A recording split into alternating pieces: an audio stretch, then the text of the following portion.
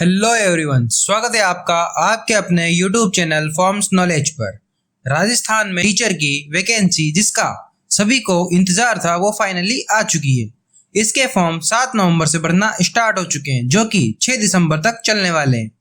आज की वीडियो में हम रीड मेंस लेवल 1 के कंप्लीट नोटिफिकेशन का रिव्यू करेंगे और step by step live form fill करके आपको बताएंगे, जिससे आपके फॉर्म में किसी भी तरह की गलती की गुंजाइश ना रह सके।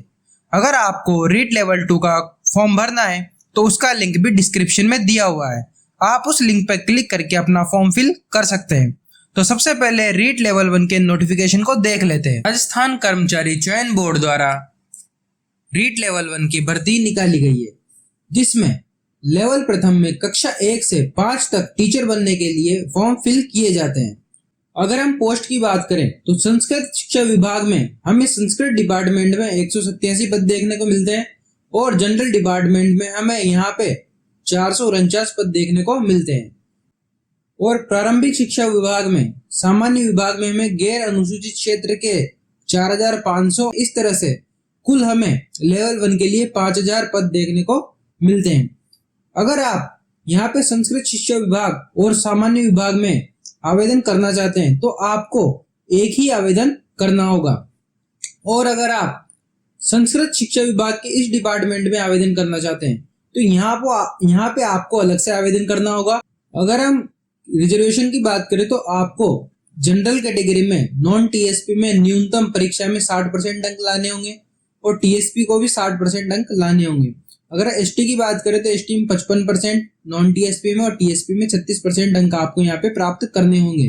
अगर आप एससी, ओबीसी, एमबीसी या ईडब्ल्यूएस से आते हैं तो आपको मिनिमम 55% यहाँ पे लाने होंगे, और बाकी आप कैटेगरी के हिसाब से अपनी न्यूनतम परसेंटेज देख सकते हैं। अगर आपने एसएसओ के माध्यम से अभी तक कोई फॉर्म फिल नहीं किया है तो आपको फॉर्म फिल करते समय एक बार यह पंजीयन शुल्क जमा करना होगा। राजस्थान के अलावा जितने भी स्टेट और केंद्र शासित प्रदेश हैं उनके लिए, उनके कैंडिडेट्स के लिए 600 रुपए फीस रहने वाली है, और राजस्थान में भी सामान्य क्रीमिलियर श्रेणी के अन्य पिछड़ा वर्ग मतलब क्रीमिलियर श्रेणी के ओबीसी उनको 600 रुपए देने होंगे, और अदर जितने भी रिजर्व कैंडिडेट्स हैं उनके लिए फीस 400 रुपए रखी गई है। अगर आपने पहले ही एसएसओ के माध्यम से कोई फॉर्म फिल कर रखा है या आपने पहले ही ये शुल्क जमा कर रखा है तो आपको यहाँ पे कोई भी शुल्क जमा करने की जरूरत नहीं है।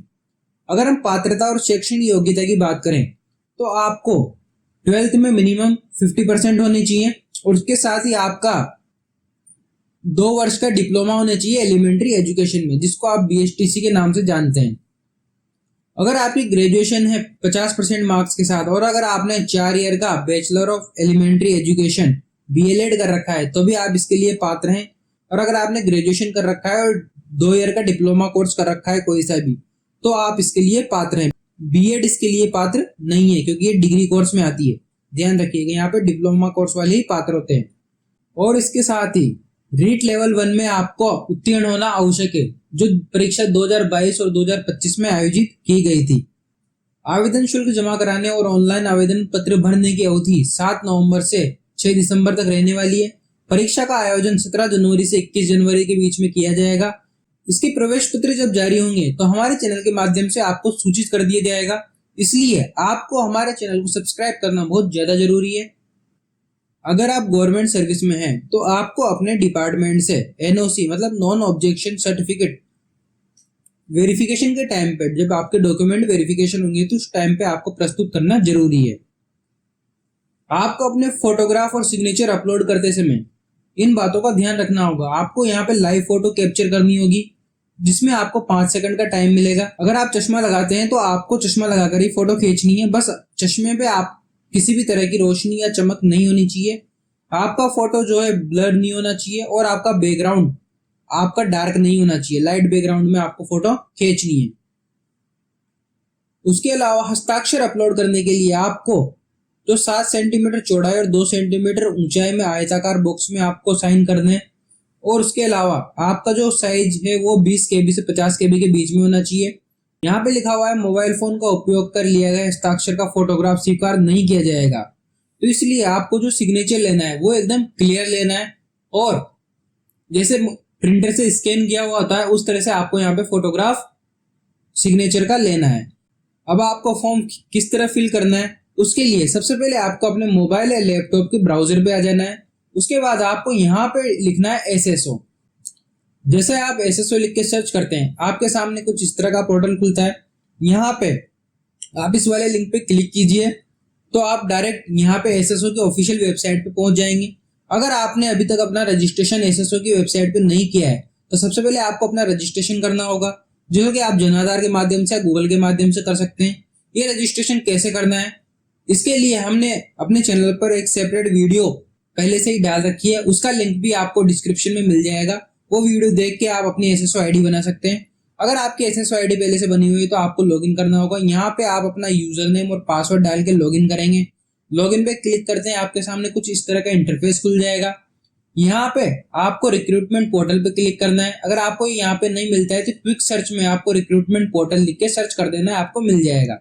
रिक्रूटमेंट पोर्टल पे जैसे आप लिख के सर्च करते हैं, आपके सामने इस तरह का पोर्टल खुलता है। तो यहाँ पे ऑन गोइंग रिक्रूटमेंट्स में आपको देखना है। यहाँ पे आपको प्राइमरी स्कूल टीचर जनरल और Sanskrit education level 1 class level 1 to 5 direct recruitment का ऑप्शन मिलेगा। इस पर आपको अप्लाई नाउ पे क्लिक करना है। जैसे आप अप्लाई नाउ पे क्लिक करते हैं, आपके सामने डिस्क्लेमर आएगा। यहाँ पे क्लिक करके आपको ओके पे क्लिक करना है। अब आपको अपनी पोस्ट सिलेक्ट करनी है कि आप संस्कृत डिपार्टमेंट में बनना चाहते हैं या जनरल डिपार्टमेंट में फॉर्म फिल करना चाहते हैं।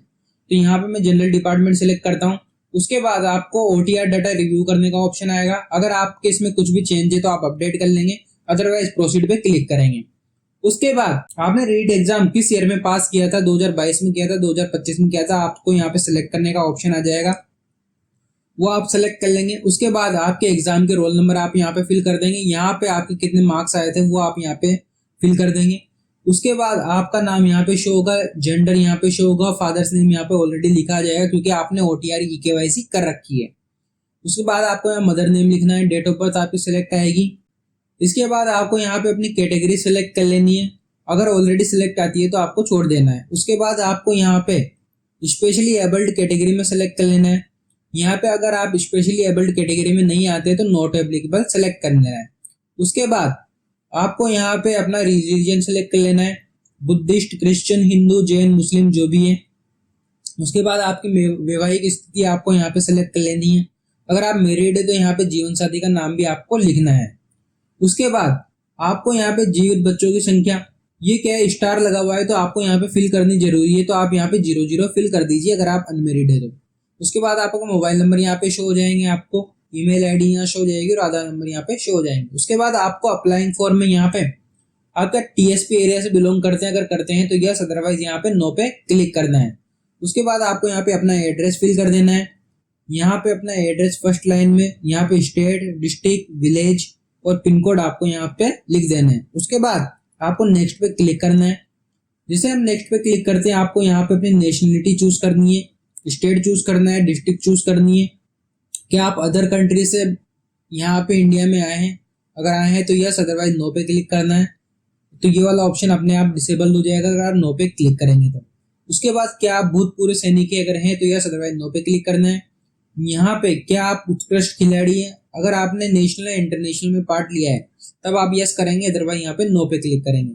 क्या आप गवर्नमेंट एम्प्लॉय हैं, अगर हैं तो यस, अदरवाइज नो पे क्लिक करेंगे। क्या आपको एज रिलैक्सेशन चाहिए, अगर चाहिए तो यस, अदरवाइज नो पे क्लिक करेंगे। उसके बाद नेक्स्ट पे आप यहाँ पे क्लिक करेंगे। जैसे नेक्स्ट पे क्लिक करते हैं, अब आपके सामने जो सबसे मेन इंपॉर्टेंट एजुकेशनल क्वालिफिकेशन भरने का ऑप्शन आता है। यहाँ पे आपको सेकेंडरी मतलब 10th की, 12th या ग्रेजुएशन की डिटेल्स, उसके बाद आपको यहाँ पे 2 ईयर या 4 ईयर के डिप्लोमा की डिटेल्स भरनी होगी। सबसे पहले आप इसको रीड कर लेंगे और यहाँ पे टिक पे क्लिक करेंगे। आपने अगर फाइनल ईयर कर लिया है किसी भी एजुकेशनल क्वालिफिकेशन में तो आपको मार्कशीट मिल जाएगी, तो आप मार्कशीट अपलोड करेंगे। अगर आपका रिजल्ट अवेटेड है तो आप यहाँ पे प्रीवियस ईयर की मार्कशीट अपलोड करेंगे। अगर आपने फर्स्ट ईयर में ही एडमिशन लिया है तो आप एडमिशन फीस की जो रिसिप्ट होती है वो आप यहाँ पे अपलोड करेंगे। उसके अलावा आपको जो भी डॉक्यूमेंट यहाँ पे अपलोड करना है वो पीडीएफ फॉर्मेट में रहना चाहिए, 500 KB से कम की उसकी साइज रहनी चाहिए और वह ब्लर नहीं होना चाहिए, ब्लैंक नहीं होना चाहिए, वाटरमार्क उस पर नहीं होना चाहिए, श्रिंक किया हुआ, कंप्रेस किया हुआ या अनक्लियर डॉक्यूमेंट मान्य नहीं होगा। तो इसके लिए आप ध्यान रखिए कि आपकी जो डॉक्यूमेंट की वो क्लियर इमेज ही आप यहाँ पे अपलोड करें। तो सबसे पहले सेकेंडरी की डिटेल, 10th की डिटेल अपलोड करनी है। यहाँ पे सब्जेक्ट ग्रुप आपने जो जो भी सब्जेक्ट पढ़े वो आप यहाँ पे लिख देंगे।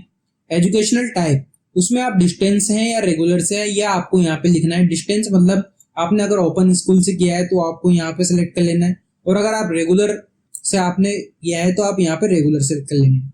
नेम ऑफ द बोर्ड आपका सीबीएसई आरबीएसई जो भी आप यहाँ पे लिख देंगे।